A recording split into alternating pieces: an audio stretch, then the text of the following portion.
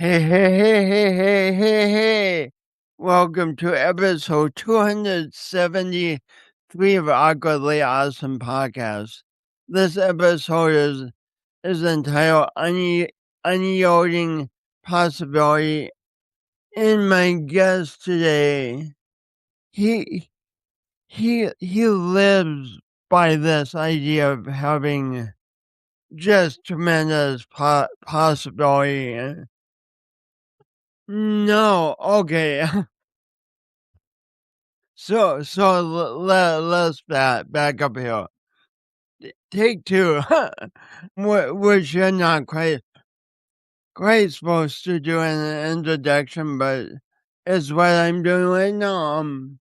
So the title of this episode is called Unyielding Positivity, and and and I would say that leads to a great deal more possibility too. So maybe it's okay that I made a mistake and misread the the title of the show I created.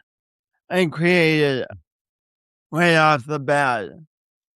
And my guest today can also talk a lot about things not always going as planned and having to adapt. And he has a lot of wisdom in him. You're going to want to take notes.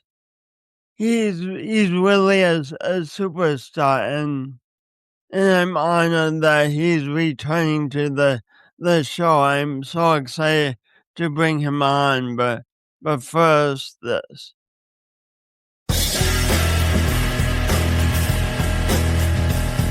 Today's guest, Philip Gintowt. Hey, Phil Gintowt, welcome to the podcast. Thank you, Jason. It's good to see you again. I'm so glad you're here. So what do you think about the mistake I made at the beginning, which I hope be fortuitous? Does unyielding positivity lead to greater possibility? Yes, I thought that intro was awesome. It was well done. As we know, no one's perfect. I think when we're honest about our mistakes and our mishaps, people have a better understanding of us. When that you're already laying down nuggets. When we are honest about our mistakes and mishaps, people have a better understanding of us. Yeah, That honesty can be so challenging sometimes. it can be. I think now people, with AI and everything up, technology, we have to be perfect. And I think that not being perfect and misspeaking or saying words that doesn't sound right makes us human. So it's as much as I love AI and using AI, I kind of like going on a rant and kind of speaking the way that I kind of got taught. See, yeah, I don't, I don't know what I'm saying right now, but it's nice to know that that when you do make a mistake, like I just did, that you can laugh about it and not take yourself so seriously. And sometimes our mistakes lead to interesting questions and possibilities. What do you think about the idea that came from my mistake, that unyielding unyielding positivity leads to greater possibility? I think that knowing yourself and knowing that you don't take yourself seriously. And people see that you're a great guy.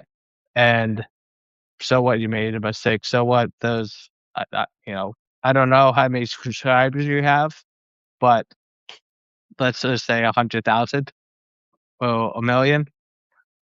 Half of that is gonna just see you're a great person. So, and then the other half, who cares what they think? You just it, what really matters is about yourself and how you take yourself and how you see yourself and what have you done in the morning. Like this morning, I went for a walk. It's a beautiful day out, and I'm just thankful to be alive, thankful to be on your show again, thankful to have another day because tomorrow's never granted, and you gotta live life to the fullest. And you know, you can't be worried about tomorrow, like the Fleetwood Mac song, "Don't Stop." So yeah, you just gotta keep pushing. For people who didn't see your first show, where do you live? And will you tell a little bit about your background, please? Yeah, so it's a shame that you didn't watch this first episode. It was awesome. I live in San Actually, Diego. awkwardly awesome, Phil. Yeah, awesome. Awesome, awkward. So yeah, I live in San Diego, and I had brain tumor the size of grapefruit, and I had 2 eye surgeries, both got delayed. Well, the eye surgeries was twice, and eye surgery 2 times, then brain surgery got delayed 3 times, and it was kind of a surreal moment, getting delayed 3 times and kind of not knowing what's gonna happen or not knowing what was why why was the biggest not realization, but the biggest mystery of, like, why the nurse gave me the wrong medicine the first time, the second time there was enough people in the ER, and the third time the doctor had a family emergency. So, all valid reasons, but I guess, something that big, you gotta have all hands on deck, and I'm glad it finally got done. But in the moment, it must have been so part of you must have been so frustrated. Like, Um, frustration is the right word. It's more unsure. I was scared of as I do as hand up, being alone and being inside my mind is a scary place because I have so many thoughts, so many things like everyone else, especially the first time surgery got delayed. My best friend Jake would often text me and we FaceTime, text or called, and just he would make me laugh as he usually does. And it was those moments that got me through it and kind of knowing that everything was okay. And I was more scared about the surgery because it's something that big besides a grapefruit on my right side. And I didn't know who I was going to be. I didn't know if I was going to be still Phil, lovable, funny, the best, or if I was going to change somehow and the brain to the nerves, something was going to change. But whatever it came out to be, I was going to embrace it head on. Just like now, I have some disabilities that I can't do certain stuff, but it's I know my limitations and I know what I can and can't do, and I've been doing a good job asking for help about certain things regarding my disabilities, which has really been a mature part of my aspect because I'm very independent of let me do this. But since I have, some limitations, I can't really do it. the there's so many questions that came up from what you just said. I wish I wrote notes because I like I wish I had, cause I, like, have 10 questions. I hope I remember them. But, first of all, you said you had eye surgery too? Yeah, I had eye surgery, so during the recovery process, the ICU, my my eye is itchy. Like, normal people, I scratch it. So, I actually scratched my cornea, so I Oh. needed 2 eye surgeries because the first time, it didn't heal all the way, so there's a scar on my cornea. So, it made me semi-blind or blind. So, I won't go into detail about the surgeries because I saw that look, but it wa I don't recommend it to people. You can Google it, how they do eye surgeries, but I wouldn't recommend it. Without going into detail, was there a lot of pain involved with it? No, not at all. But you are awake though. That's the only nugget I'm gonna share with you and the audience is Oh, you're awake. I guess what I mean was that pain before the surgery? My eye was red, so I would put in eye drops. I couldn't it just felt like it was dry, like, Hmm. something like dust in your eye and you couldn't get it out. But because the where the tumor was located, my whole right side, so I have thankfully at the gym, I have some strength back, but my right side of my face is low numb, semi-numb. I'm deaf in my right side, so if anyone wants to say anything bad about me, I just turn my ear that way so people can hear me, and I just say, "Yeah." So, So then do you remember any of the ways your friend Jake made you laugh? yeah, just moments that we had, when I visited him in Tampa and Austin, just little moments, and little inside jokes that we that I did when I was younger. Yeah, he's the best. He is honestly my best friend. I'm glad I met him. We've been best friends since 5th grade. I was actually one of his groomsmen at the wedding in October, so it was this past October. So that was a very surreal moment Mm, mm, to be a groomsman at your best friend's wedding, which mm. has if people have a best friend, it's a lot.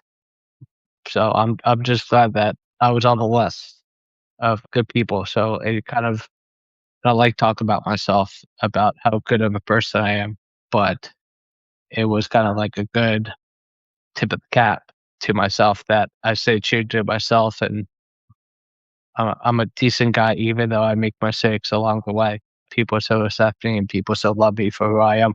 Mhm, mm. And not only accept and love you, they want you front and center on the biggest day of their life, or Yes. one of the biggest. Yeah. And I do clean up pretty well. So I haven't made that my Bumble profile yet, but And you do pretty well. I dress pretty nice in a suit. So Nice. I was looking You clean dapper. up there. I was Awesome, looking dapper. yeah, dapper Phil, dapper Phil.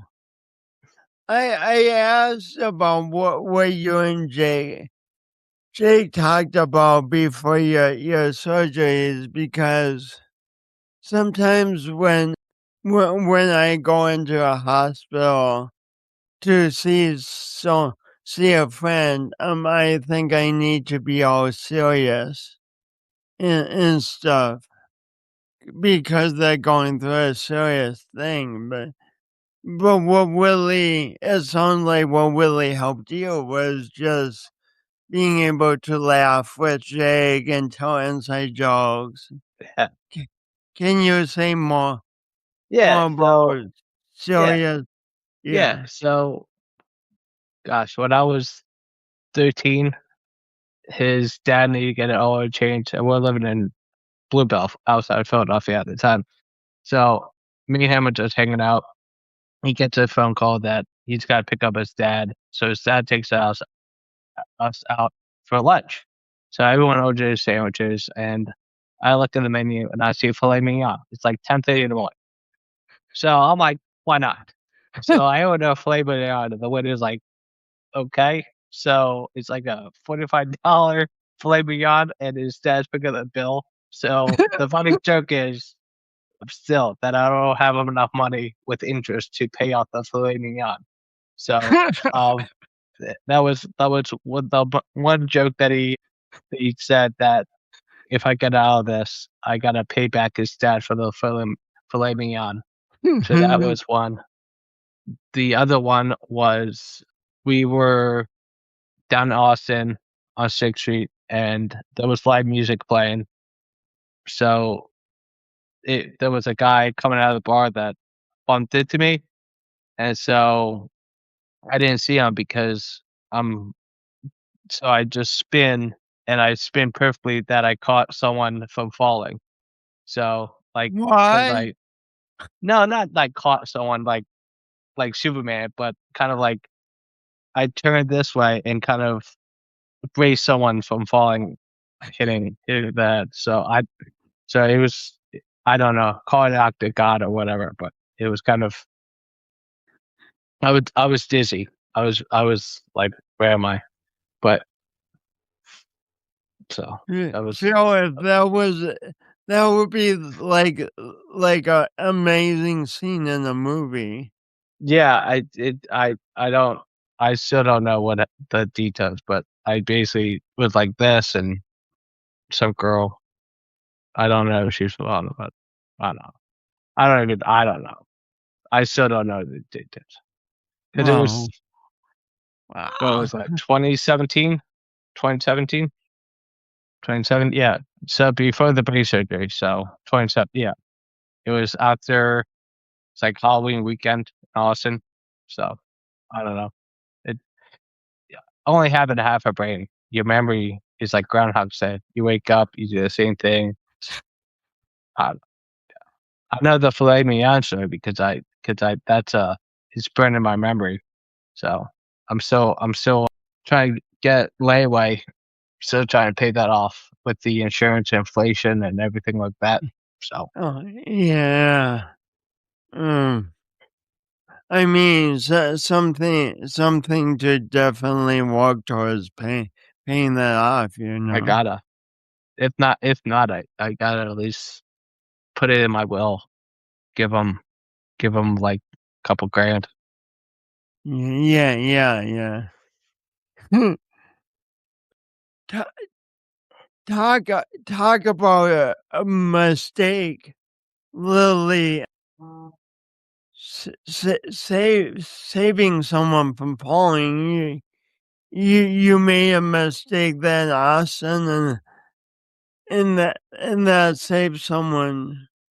That saved someone from falling. It's an amazing story. Yeah. I, I don't I don't know.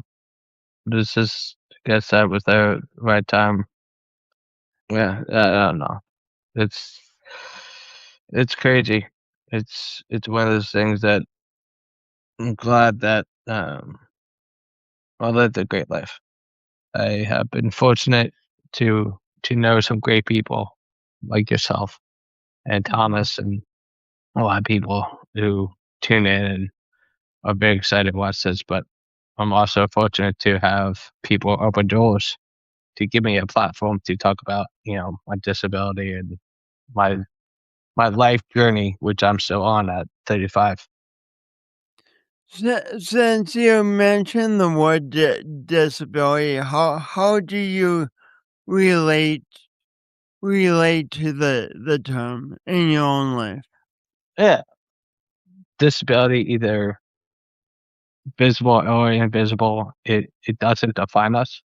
It makes us a better person. We all have disabilities in life. None of us are, excuse me, totally perfect.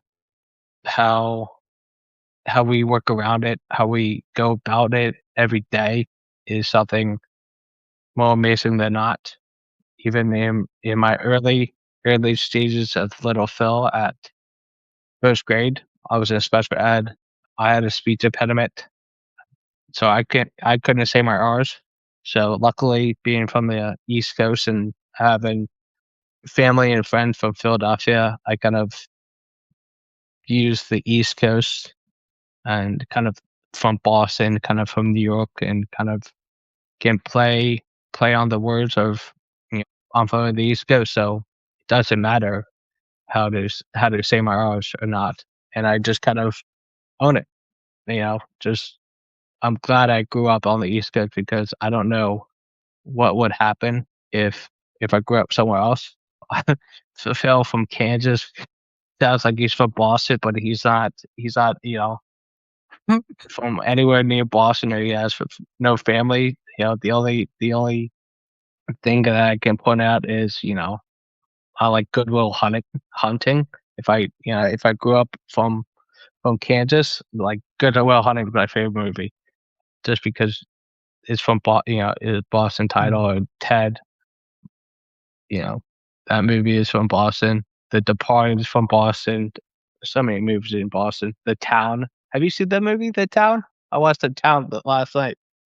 No, I haven't It's a yet. great movie, Jason. But yeah, so luckily, uh, I use that as a crutch. I'm glad I'm from the East Coast too.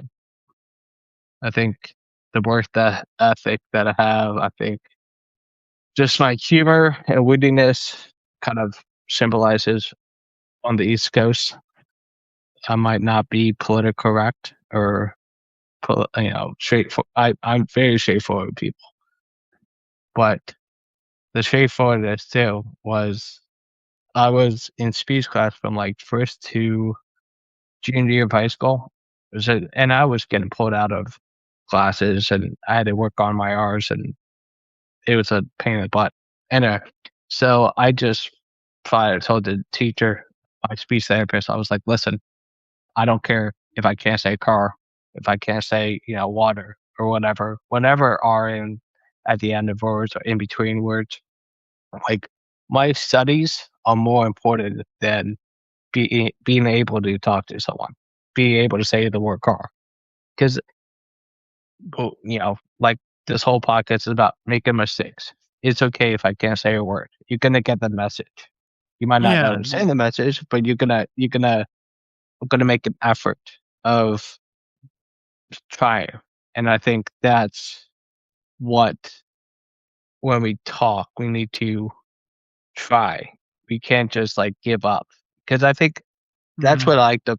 I didn't elaborate this on the first episode, but when I lived in France, when I was speaking French, I tried speaking French. They knew I was American. I would try if I said the word wrong or whatever. They understood I tried. Try to speak, French, or try to speak Spanish, or try to speak English. And I think that if you try to say what you want or get a message out, as long as you try, I think you should have some patience with people. I think patience is what we're missing out of a lot of things, especially humor. But I won't go down that hole. Patience in terms of humor. What? Just like patience as like when we're not patient with one another, we're very impatient with people. Like when when technology doesn't work, we expect it to work.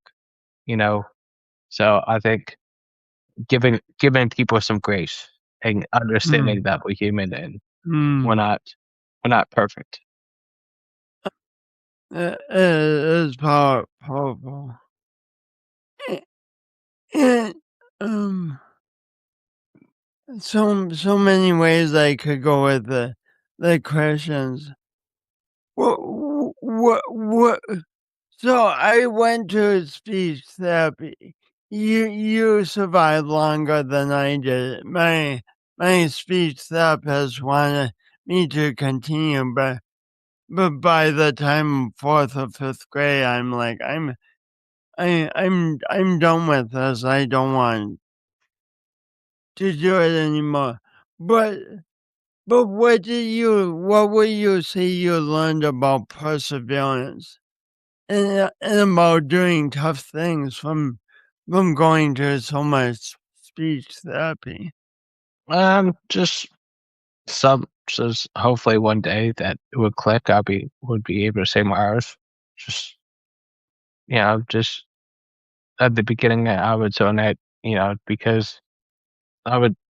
It was required, like because I wasn't 18, so it was part of my IEP to get speech. And then when I started missing out on like important classes or like lectures in high school, and really, even though I was in special ed, I want to make an effort to do well in the classroom. That was my always biggest initiative, was to be, just because I have ADHD, just because it takes me longer at math, which I'm not a math guy at all. Thank goodness for calculators. I wanted to try. I wanted to put my best foot forward and try and see if I Mm, could mm. compete with, with the people in AP, which they have no social. They do have social skills. I was gonna make a joke, but that's it. But no, I wanted to see if I could keep up with them, with the smart people, and missing time out of class was kind of a hindrance. So I persevered by, was like, okay, I gotta get done. I gotta get it done. And then at some point I was just like, I'm done. I am done. So just like everything in life, you gotta persevere. You gotta figure out the end goal. Everybody takes a lot of crap, and it's just, you just gotta keep pushing. Gotta keep Mm. pushing, gotta keep pushing, gotta keep pushing. So you gotta look at the silver lining, right? You gotta make yourself do find one thing in life, well, one part of your day that makes you truly happy. If that's going for a walk or listening to a podcast, or me ramble on for an hour and a half, it's just to take time out of your day.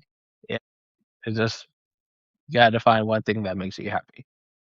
So What has been the one thing that makes you happy recently? I'm, yeah, just walking, on the beach, or kind of checking out the waves, and kind of uh, watching watching the watching a random dumb show. Watching, like, if I need something that makes me laugh, put on like Jersey Shore, and just put that on for like 10 minutes and just laugh at those people. Yeah, I mean, just every day I'm happy. I'm never upset, or never frustrated for too long, because life just is hard enough. Why you got to make it harder? Complaining about stuff, or what about the future, and you know you gotta not take yourself seriously, even though it's hard. Hand up, I take myself sometimes seriously, but I know a good balance. I know a good balance of, I would say, 9% of the time, I'm, funny. I don't take myself seriously. Then the 10%, I gotta take myself seriously, because if people think you're a goof, yeah, people are not going to take you seriously in life. And where I want to be is to be taken seriously. Either that's at a TED talk, or that's becoming a motivated speaker. That's, starting a foundation. I gotta I gotta be taken seriously at some point. So I can't be funny all the time. So you mentioned, I mean, that's quite a balance to strike. Like Phil, you are just naturally. I mean, you have great humor. Just it goes on and on.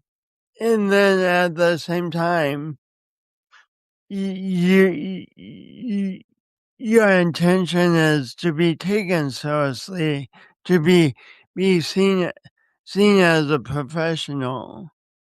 Yeah, Can you say a little more about how you're learning to balance the two? absolutely. I think there's a time and place for everything. I got taught Mm. that by my parents. There's a time and place for everything.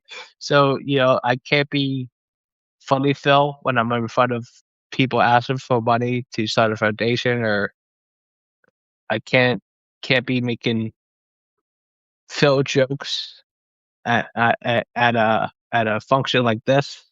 I it's hard because sometimes I slept. I think I slept in this episode because my brain went half off and I kind of made a Phil joke with the AP. The jokes you made have Yeah. been funny and tasteful. They've been great, Phil. Okay. Thank you. You Well, it's like a dinner. I was Phil at dinner because I knew we were with friends and everything, so I knew where we were. So I have to tone it down to like a 7. Yeah, 7. Can't turn it all the way down to like a 5. That'd be miserable. I don't think no one wants to see that. No one does want to hear that. People might unsubscribe if I went down to a 5, which that would be bad. So I think time and place. I think knowing your audience and knowing who listen to you, because it's just human nature that everyone wants to be listened to. So if Mhm. you got a 35-year-old guy making jokes after joke after joke, people are gonna be like, "Okay, what's up? Like, is he ever serious?"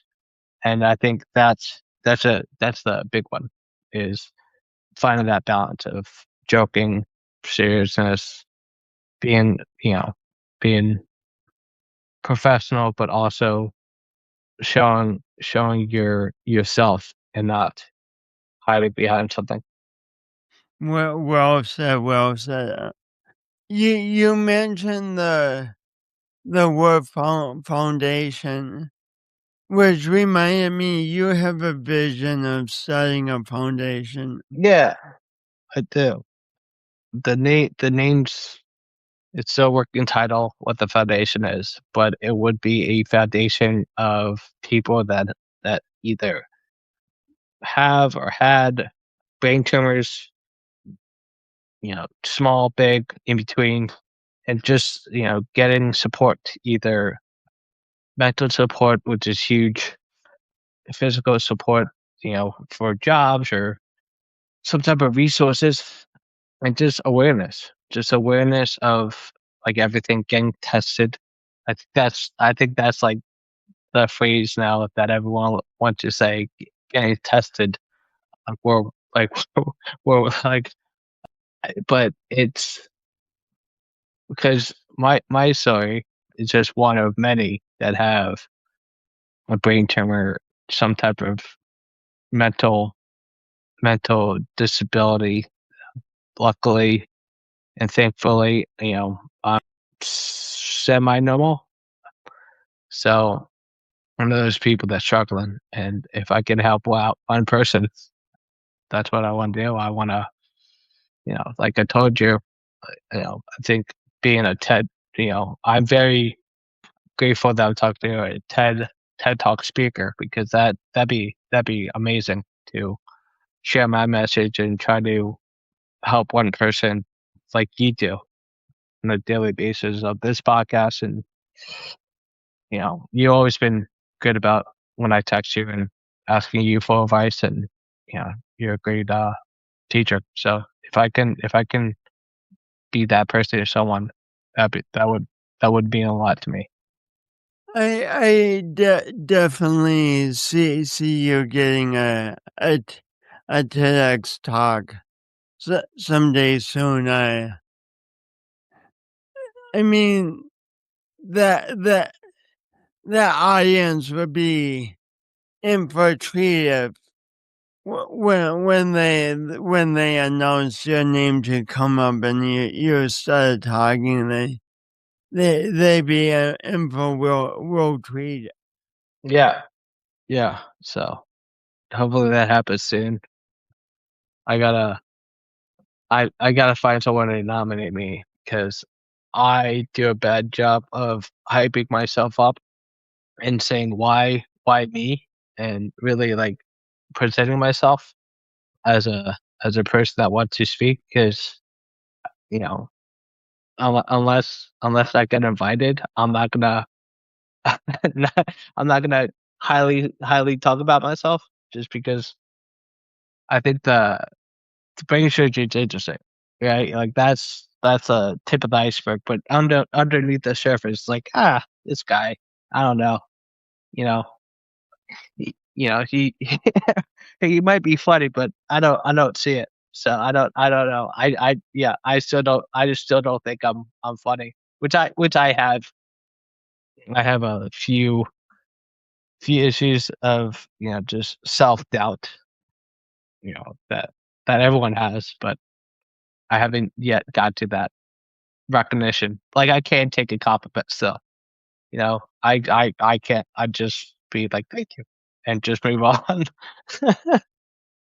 I would say like humans, like every human, part of being alive means that we are going to experience challenges of all shapes and sizes, like so many different stories of challenges and more challenges, and to me you kind of give a blueprint, the unyielding positivity.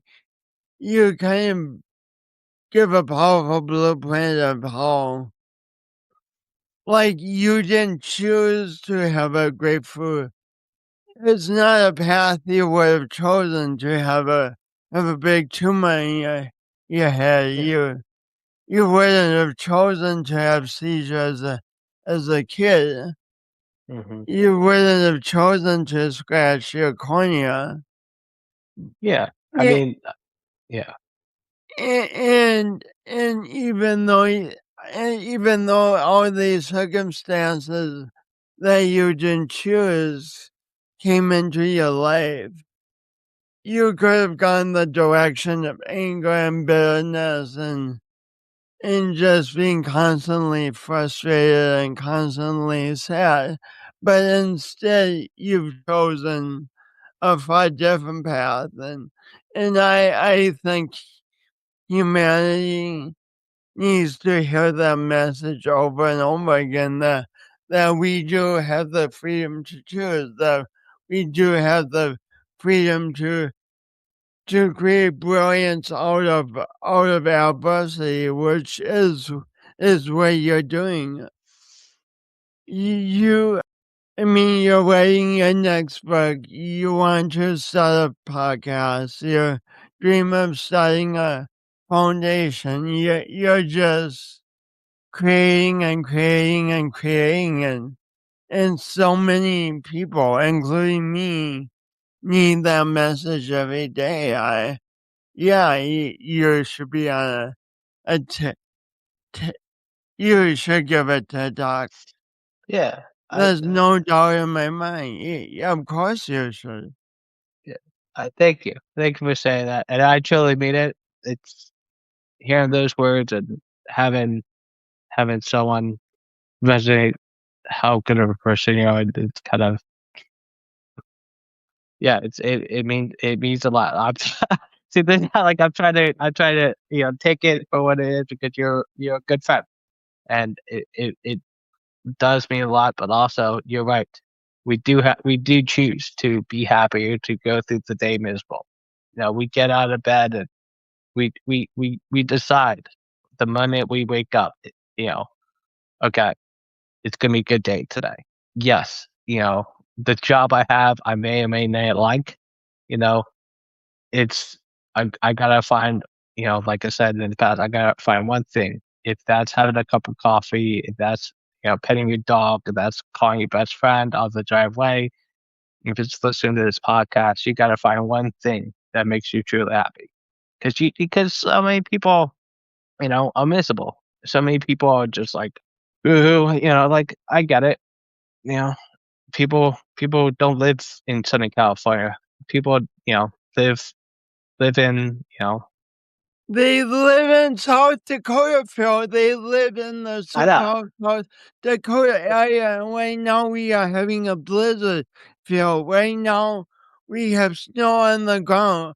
Right now it's really windy here, Phil. And I know. you're in lovely San Diego. I hey, I grew up in Philadelphia. I miss the winters. I miss freezing. Uh, I'm actually You miss freezing. I'm actually can't wait until I'm planning a trip in October to see a Philadelphia Eagles game in October. So I mean that's gonna Mm. be it's still gonna be nice. I do miss the cold. I was back there 2 years ago for a wedding in January and it was cold and I loved it and I miss it. I know shuffling, is a isn't the greatest, but it's uh it's one of those things that I do miss about the East Coast and the Midwest and South Dakota is the change of season because San Diego is like 77 degrees out right now and it's like it's sunny and I it's nice right now, but I miss when it's like September, October, November, leaves are changing. You're starting to Mhm. get that nice little like frost in the air. Like when you step outside to get the paper, walk the dog, like man, it's cold. You know, so I think yes, if I get an opportunity to go back east or anything that has a change season, sign me up. Sign me up. I will be miserable for 4 months out of the year. I won't miss San Diego. I I'm more of a people person, so as you know. So as long as there's good people around, like Chicago, I wouldn't mind Mm. moving to Chicago, somewhere in the Midwest. I haven't Chicago heard. is a great city. Yeah, I haven't been to Chicago, but I heard Chicago's awesome. Even going back to Philadelphia would be awesome. That would that would be a full circle moment. I would actually cry if I got an opportunity and I got a job and everything happened, and I would just be happy because that city, there's not a bad thing I can say about the city. I know sports fans, Philadelphia get a bad rap, but we're the best fans. I love Phillies fans. I love Eagles fans. I'm not a Flyers fan anymore.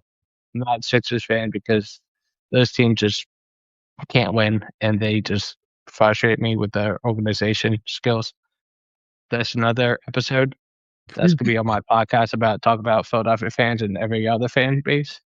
But yeah, we might be jerks. We may boost Santa Claus. We may throw snowballs. We may heckle is a good term opposing teams. But hey, just don't wear your team. I'll say that. Just don't. I would say why. Just don't. But yeah, that we're blue collared, hardworking. They taught me who I am growing up and kind of gone into the city with friends and family and kind of racing Philadelphia. And Philadelphia has always done a good job of welcoming me with with open arms. Every time I go back, it's you get off that plane, you go you're in that airport, and you can hear Philadelphia, and it brings you back. It takes the stress away. It takes the anxiety. It takes whatever I'm feeling in San Diego. It takes it blows it away. And even when I see Jake down in Austin, it's when I visit him, you know, everything goes away for a while. And when I come back here to sunny San Diego, it takes me takes me at least a week to get acclimated back to proper California culture.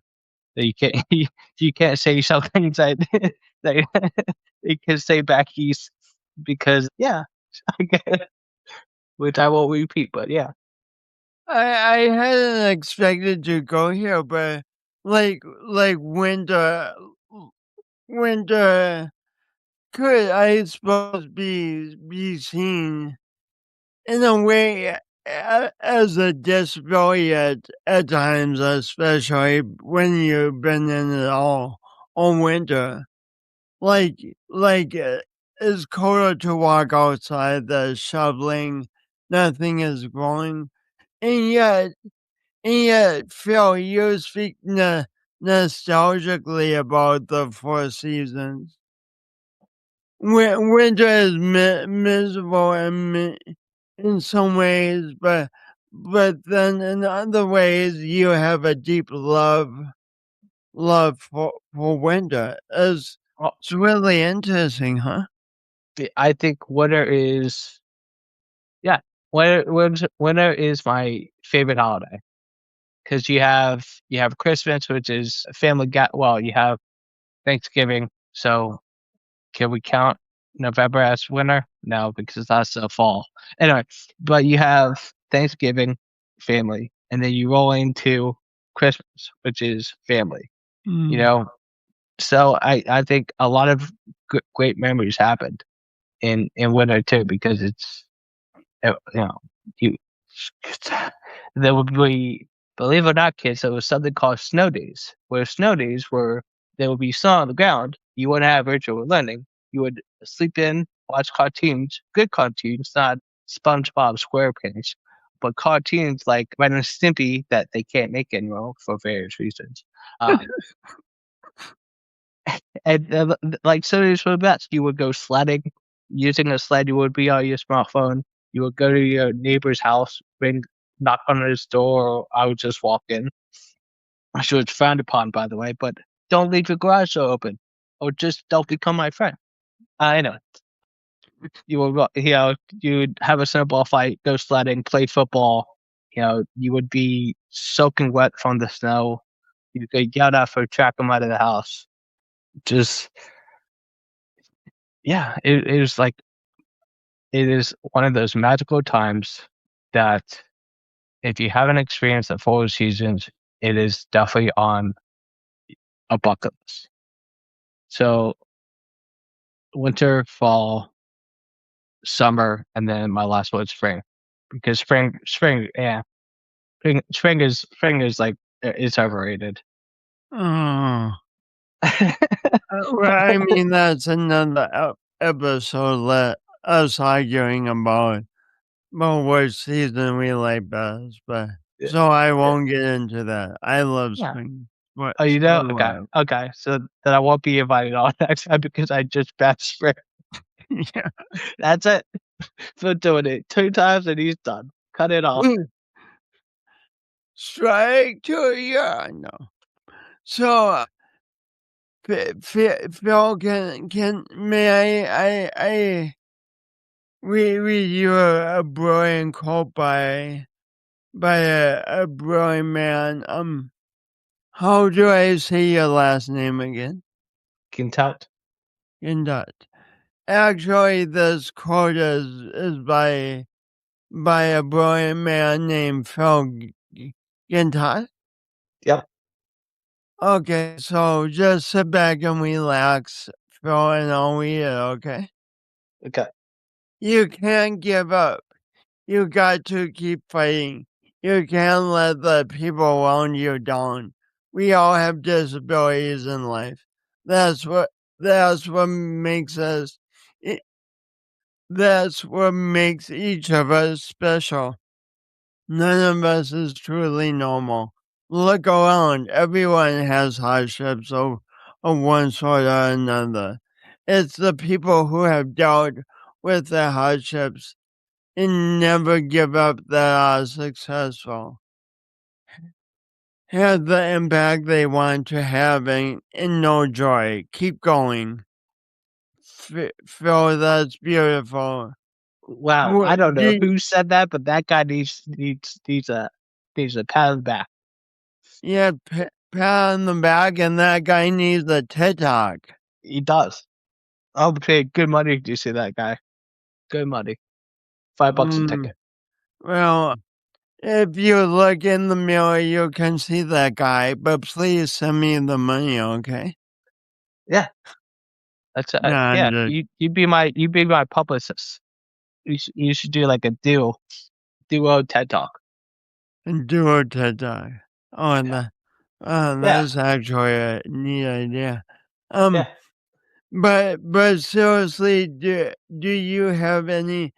That quote was each time I read it, it's amazing.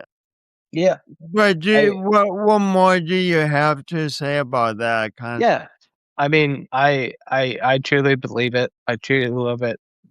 People, excuse me, I deal with hardships. It makes us stronger. Yeah, it we succeed because we know what the rock bottom is. We know how to preserve. No, pre- real. No, I see. How Anyway, to persevere? yeah. Thank you. See, I misspoke too, and I think that's what makes us special. And I think everyone does have a disability. Either it's mental, or it's physical, whatever. I think that no one's normal, and I think that that's what makes us all beautiful. Is we go Mm, about life of having a disability and knowing that we're gonna be okay with it, and we can't give up. We can't give up. We like you said about winter, about a time being visible. It's only temporary. You mm, gotta look at further down the line at life is a marathon. It's not a sprint. If life was a sprint, we would live to like 40 back in like the Wild West days with it's it's a beautiful thing. Life is a beautiful mm, thing. mm, People are mm, beautiful, having a great conversations, like what we did. We were goofing off, and you brought me back to Seriousville, so Seriousville is now on. But the sense of having conversation and relating to one another about mm, certain stuff, about winter, mm, about I don't know, about why people hate shoveling this sidewalks and they got a snowplow because anyway. But it's just one of those things that you can't give up. You always gotta keep fighting. Rocky Balboa was a fighter. Sure, he may have lost in the first movie, but he won in the second movie. And then when he with the Russian guy, Draco, whatever, I stopped watching after this second one.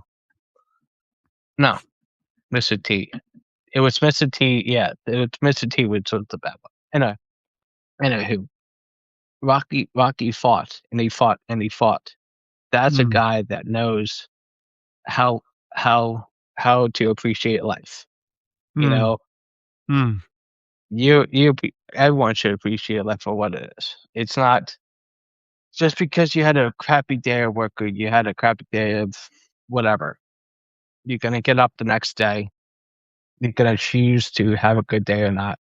You're gonna choose to listen to me. You're gonna choose to pay money for a TED talk. I'm gonna choose to either give it out for free or charge you money. I don't know. But my point is, I should have got to my point earlier. But my point is, there's many phases of life that we go through, and it's a mm, roller coaster. mm. And you just gotta wait till the right moment. You just gotta keep climbing that mountain. Because at the end of the day, the only one's gonna make you happy is yourself. That's well said. So well said. In Phil, I have another question for you. What season comes after winter? It's fair. My point exactly. Spring is number one. Number one. My point exactly. You got me, Jason. Totally In got me. all seriousness, I ask all my guests this, and I asked you this before, but I'll ask you this again. I talk about the power of doing our imperfect best. What that means to me is I envision the best I want for myself and to give the people around me, and I go for it. And then when mistakes come up, obstacles come up, uncertainties come up, instead of being stopped by that, I try to learn from that, all that, and go again forward. What does doing your imperfect best mean to you, Phil? Kind of like what you said.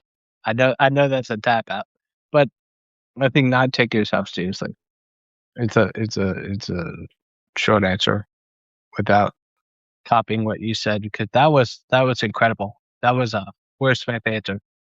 Yeah, I think just not taking it seriously and just owning the mistakes that you have, and not knowing that you're imperfect, and you shouldn't try to be perfect.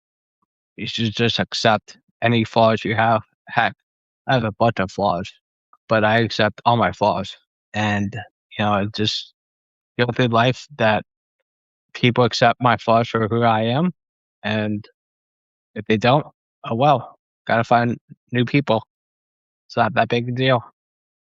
Well said. Well said. Thanks so much for being on again. Thanks so much, Phil. Thank And you. please, I'm going to end the show now, please stay on, Phil. Okay. And everyone else. Thanks for tuning in. I I I just felt my gut uplifted after talking to Phil. Just like what a powerful perspective. Even in the face of everything that goes on in life, we can choose.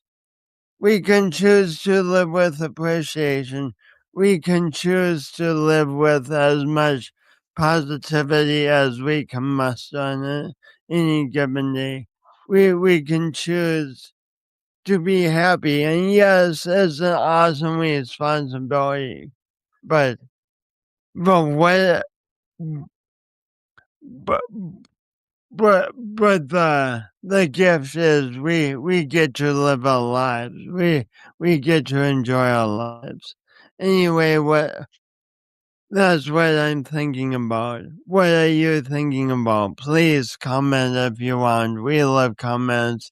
And tune in next week. Or if you're watching this 300 years from now, go back to past episodes. And and thanks for being you. You are the best. You are the only one of you that has ever existed or ever will exist. I urge you to rejoice in who you are, both the gifts you have and the challenges, and go forward in life. Thanks for being you. And smile.